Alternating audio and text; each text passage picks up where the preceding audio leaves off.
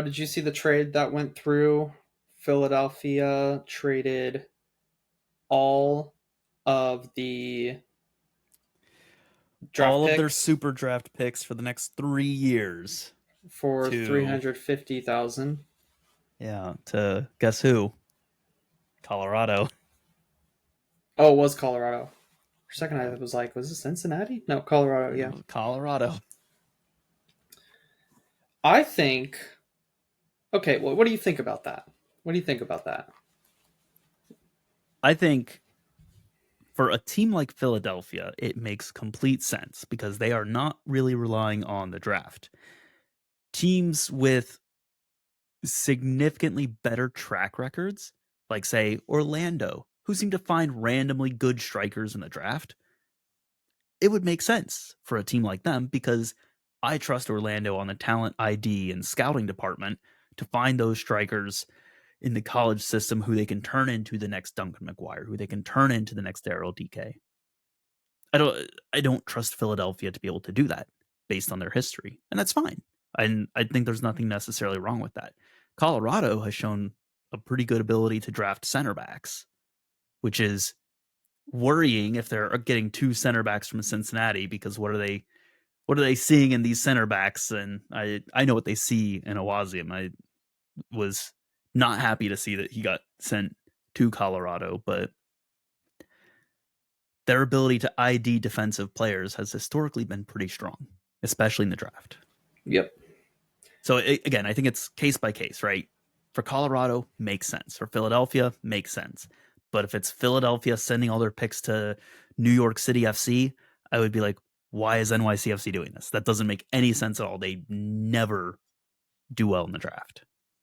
Yeah, and if you think about it, there is a financial burden essentially to participate in the draft because you're taking these players on to contracts, um, and signing them, and you're also filling them, putting them onto your roster spots. Now there are dedicated roster spots, of course, for those lower down the roster players, but still, it's administrative and financial and roster construction burden. And so, from Philadelphia's perspective, they got some funny money to go and spend on whatever else they want to. And now they don't have to hand out those contracts anymore. Now they don't have to fill those roster spots, and they can be a little bit more flexible with the players they want to go get.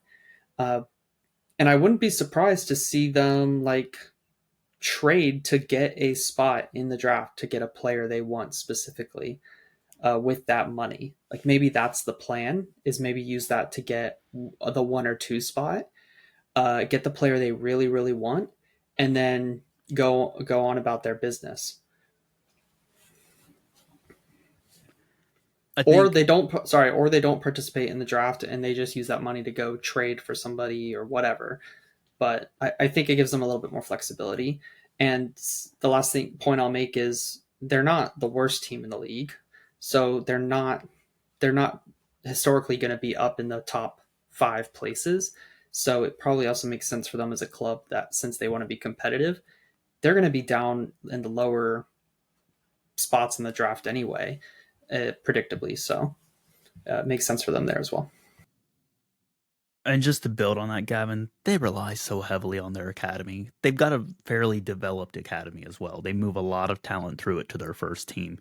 If you have a defined system and style of play that you're training players for years and years in your academy, and someone comes up to you and says, "Hey, this player that you spent all this money on developing, you could sign them to a homegrown contract, or you get this player who's never played in your system potentially.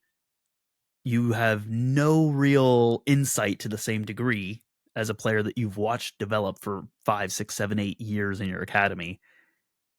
And then on top of that, if they're not a Generation Adidas player, right, you may not get the same type of subsidies that you would get if you signed them to a contract versus those homegrown academy type players.